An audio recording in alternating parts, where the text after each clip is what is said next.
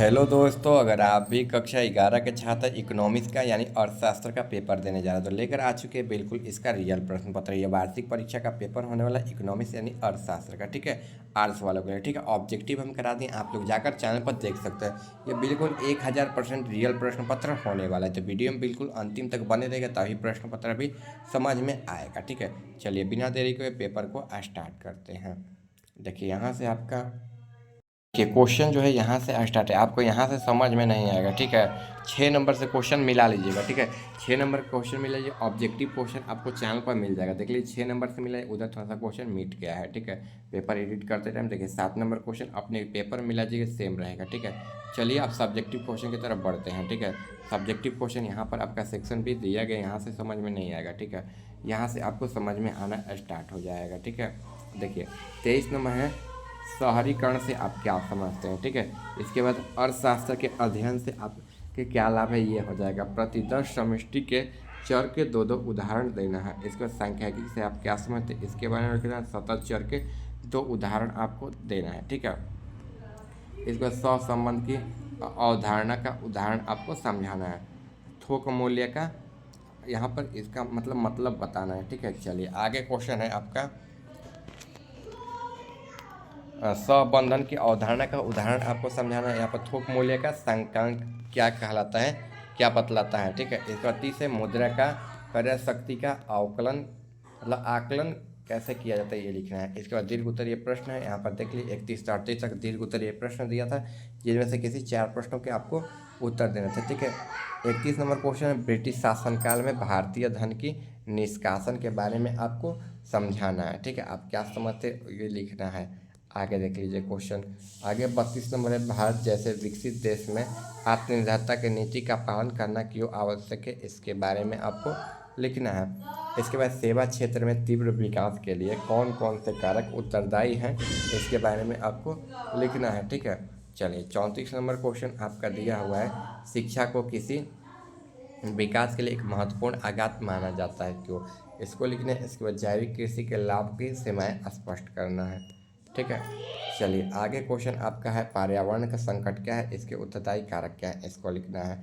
निम्नलिखित बारंबारता सारणी के समानांतर माध्य, इसका लिखना है, ठीक है। देखिए ये माध्य है, इसके बारे में आपको बतलाना है, ठीक है। इसको 38 नंबर, बतलाइए कि निम्नलिखित में से कौन सही गलत है, पढ़ लीजिएगा, ठीक है। अब चलिए इसके आंसर की तरफ बढ़ते हैं।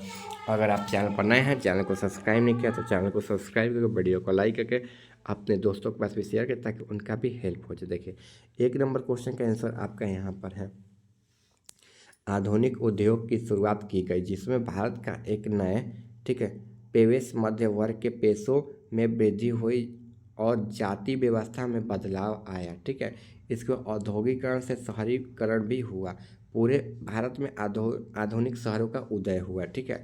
यहाँ पर पहला नंबर क्वेश्चन का आंसर हो जाएगा। आप लोग बिल्कुल अच्छे तरीके से रहे, इसका पहला नंबर क्वेश्चन का आंसर आप लोग लिखिएगा, ठीक है। 2 नंबर क्वेश्चन है, चीनी उद्योग, ठीक है, इस्तेफाक उद्योग, ठीक है, प्लांटिंग उद्योग, इसके बाद रासायनिक उद्योग और कागज उद्योग। 2 नंबर क्वेश्चन का आंसर आपका यहाँ से यहाँ तक हो जाएगा, बिल्कुल अच्छे तरीके से इसको भी आप लोग लिख लीजिएगा। 3 नंबर, कृषि उपज वह हिस्सा है जो किसानों के द्वारा बाजार में बेचा जाता है, उसे विक्रय अधिशेष कहा जाता है, ठीक है। 3 नंबर क्वेश्चन का आंसर आपका हो जाएगा। इसके बाद 4 नंबर है, हरित क्रांति जिसे तीसरे कृषि की क्रांति के रूप में जाना जाता है, ठीक है।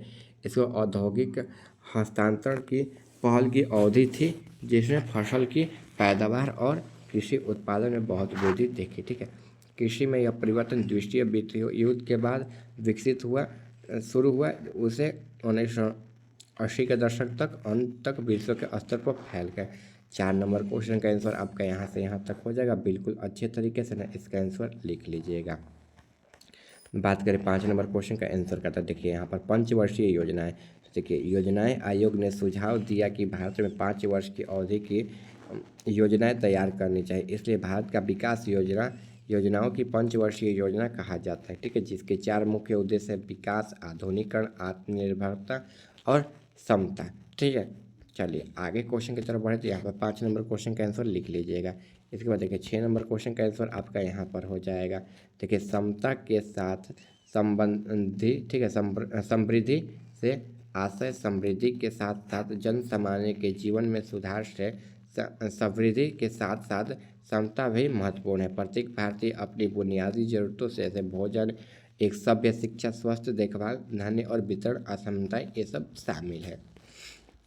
इसके बाद देखिए 7 नंबर क्वेश्चन का आंसर हो जाएगा आर्थिक सुधारों का प्रमुख उद्देश्य वैश्वीकरण एक युग में प्रवेश करना था, क्योंकि भारत की अर्थव्यवस्था एक विकास दर बहुत धीमी थी, ठीक है। तो उसे गति प्रदान करने के लिए भारत आर्थिक सुधारों की आवश्यकता पड़ी। यहाँ तक 7 नंबर क्वेश्चन का आंसर हो जाएगा। आप लोग बिल्कुल अच्छे तरीके से इसका आंसर को लिख लीजिएगा, ठीक है।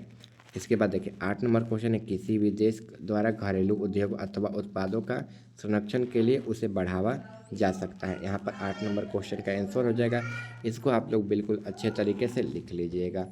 9 नंबर क्वेश्चन का आंसर होगा द्विपक्षीय, ठीक है, व्यवस्था समझौना एक छोटे बाजार तक पहुँच प्रदान करते हैं, ठीक है, क्योंकि वार्ता में केवल 2 राष्ट्र भाग लेते हैं। बहुपक्षीय व्यापार समझौते में एक बड़े बाजार तक पहुंचना प्रदान करते हैं। 9 नंबर क्वेश्चन का आंसर आपका यहाँ से यहाँ तक हो जाएगा। इसको बिल्कुल अच्छे तरीके से लिख लीजिएगा। वहीं 10 नंबर है जब किसी देश द्वारा मुद्रा का विनिमय दर अन्य देशों की मुद्राओं से कम कर दिया जाए ताकि निवेश को बढ़ावा मिल जाए, उसे अवमूल्य कहते हैं, ठीक है, अवमूल्यन कहते हैं। चलिए आगे 11 नंबर क्वेश्चन का आंसर आपका हो जाएगा वयस्क साक्षरता दर, ठीक है, प्राथमिक शिक्षा संपूर्ति और युवा सशक्ता दर हो जाएगा, ठीक है। इसके बाद 12 नंबर क्वेश्चन उन आवश्यकताओं सुविधाओं का उपलब्ध कराना जिसमें क्षेत्र के लोग सही ढंग से अपना जीवन यापन कर सके और साथ ही में वहाँ के लोगों का उत्पादकता भी वृद्धि हो सके। यहाँ पर 12 नंबर क्वेश्चन का आंसर हो जाएगा। अगर आप चैनल पर नए होंगे तो चैनल को सब्सक्राइब करके वीडियो को लाइक करके अपने दोस्तों के पास भी शेयर करें ताकि उनका भी हेल्प हो जाए, ठीक है। चलिए 13 नंबर क्वेश्चन का आंसर हो जाएगा अधिक उत्पाद करने के लिए, अधिक आय अर्जित करने के लिए किसानों की अभिप्रेरणा ऊँची रखनी चाहिए, ठीक है। इसके बाद 14 नंबर का हो जाएगा रासायनिक खाद पर निर्भरता कम होने से काश्त लगता है और कमी आती है, फसलों में उत्पादकता में वृद्धि होती है, ठीक है। 15 नंबर श्रमिकों की कुल संख्या देश का जनसंख्या से अनुपात के बारे में आपको लिखना था, ठीक है। 15 नंबर क्वेश्चन का आंसर आपको हो जाएगा, ठीक है, यहाँ तक लिख लीजिएगा। इसके बाद लॉन्ग क्वेश्चन का 3 आंसर है, देख लीजिए। भारत में ब्रिटिश शासन के समय भारतीय उत्पाद का हुआ हिस्सा जो जनता के उपभोक्ता के लिए उपलब्ध नहीं था राजनीतिक कारणों से, जिसका प्रवाह इंग्लैंड की ओर हो रहा था, जिसके बदले भारत के कुछ नहीं प्राप्त होता था, उसे आर्थिक विकास या धन निष्कास की संज्ञा दी गई, ठीक है। इसके बाद 32 नंबर है, यहाँ पर भारत जैसे विकासशील देश के रूप में आत्मनिर्भरता का पालन करना इसलिए आवश्यक था क्योंकि आत्मनिर्भरता का पालन करने से विदेशी हस्तक्षेप बढ़ता है, ठीक है। यहाँ तक इसका आंसर हो जाएगा। आप लोग बिल्कुल अच्छे तरीके से लिख लीजिएगा। इसके बाद 33 नंबर क्वेश्चन का आंसर यहाँ पर हो जाएगा, आप लोग लिख लीजिएगा, ठीक है। 33 नंबर में सेवा क्षेत्र के बारे में है, लिख लीजिएगा। मिलते हैं अगले वीडियो में। चैनल को सब्सक्राइब और वीडियो को लाइक कर दीजिए।